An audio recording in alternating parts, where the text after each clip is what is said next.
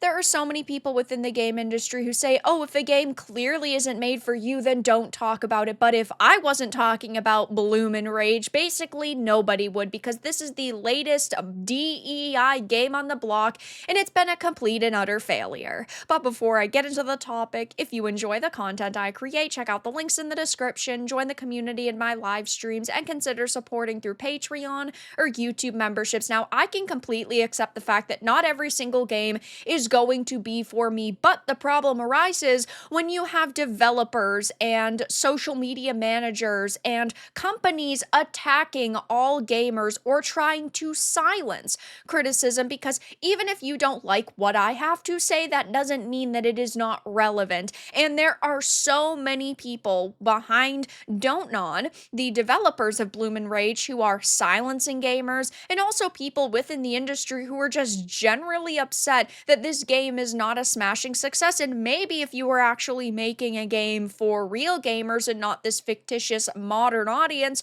you'd be doing better, but that isn't happening. So Lost Records, Bloom and Rage is a game that is supposed to be kind of a spiritual successor to Life is Strange. It is Don't Nod. It's LGBTQ plus, it's got female protagonists. These are all of the tags that they have on Steam. And this is not typically a game that would do well. It's a bit cringy, bit girl power, right? It's clearly supposed to be something akin to a Life is Strange. It's not so vastly different than they went in some crazy new modern direction. It just does not seem like a particularly great game. And now that it's been out for a little while, we can kind of judge the player numbers, and they are abysmal. As you can see, the all-time peak was 14 days ago at release, and it did a whopping 1,990, and players in game right now are 423. Now, this isn't a game that I would expect to compete with something like Monster Hunter Wilds, which has 1 million people in game at all times, but you would think that it would do a little bit better given they got to throw around the Life is Strange name, that there were supposed to be people lining up for woman power experiences, but clearly that did not happen. And now we have developers on LinkedIn melting down over this, and on the official Don't Nod X account, they're silencing people. So let's start off with this LinkedIn post. It says, on consumer responsibility, the penny still hasn't dropped for many consumers. I was browsing reaction to the Lost Records reviews this morning and couldn't believe what I was reading. The reviews aren't that great. I'll wait for episode 2. I was interested, but I'm going to pass. These sentiments coming from self-selecting consumers who are presumably interested in its themes and would claim to be supportive of its development, but who are withholding commitment.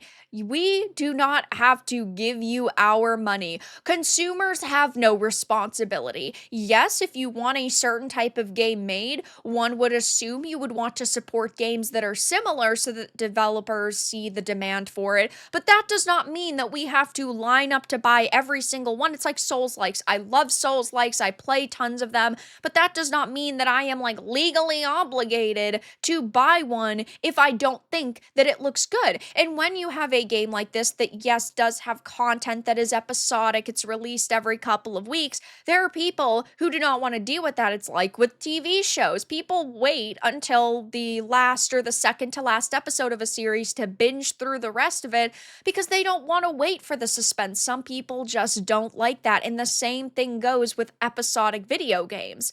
To reiterate, they say, as a consumer, there are ways you support a product. 1, buy it full price, ideally pre-ordering it and ideally buying the deluxe version. 2, playing it. 3, getting other people to buy it and play it. You must buy if it has themes that you support. People within the industry are so egotistical. It's pretty insane. I understand coming out and saying, listen, if you like the themes, you like the characters, you like the way that it looks, support developers.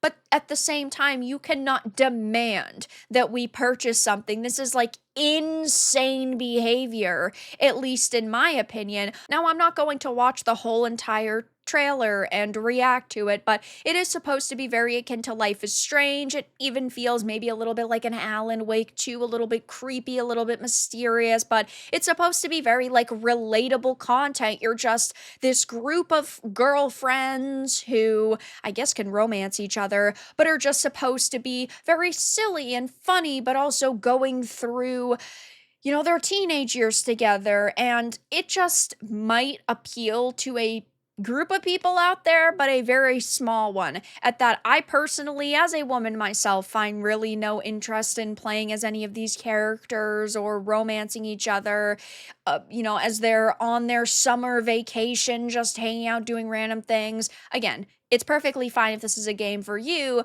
but very clearly there are not a lot of people out there who this should be aimed towards that are even interested in it. That's also not the only situation we have surrounding this game. If it was just one person on LinkedIn demanding you buy it, that would be one thing.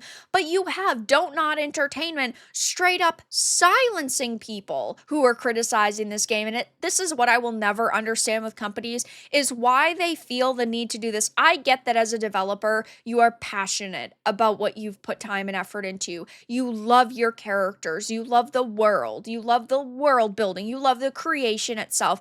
I want developers to feel confident in what they've created, but you're also not making it for yourself, and there are bound to be people who do not like your product, and instead of silencing them, you should allow them to voice what they like and what they don't like, what it is that they think isn't really clicking with them, what they think you could do better in the future, because you want it to appear like you are actually trying to listen to people and you value their time and their effort and their feedback. It's like with my YouTube channel. Sure, you could just view it as, oh, you're a hater, you just are hating on games. Sure, I'm sitting here criticizing it, but on the flip side, I would not spend the time to criticize it if I did not care about the gaming industry or the company that I'm talking about.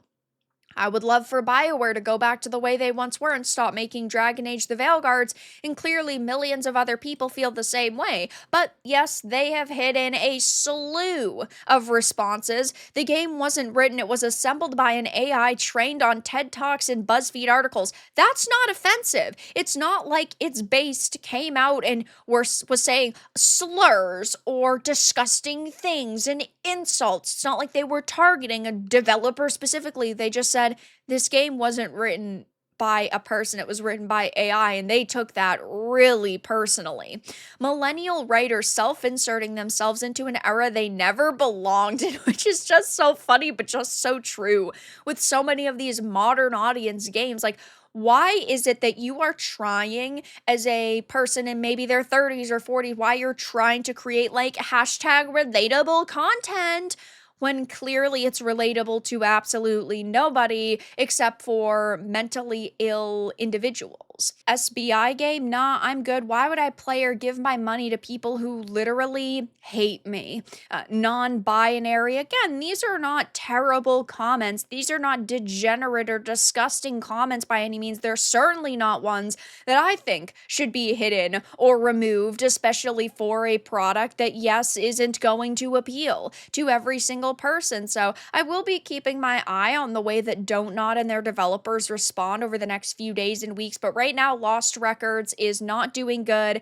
It has really failed, and there are a lot of people in the industry and a part of their social media team who are seemingly melting down over this. But that's all that I really had to discuss in this video. Let everyone know your thoughts in the comments below. If you enjoyed this, give it a like, and if you didn't, give it a dislike. I appreciate your support either way, but I'll talk to you all again in the next video really soon.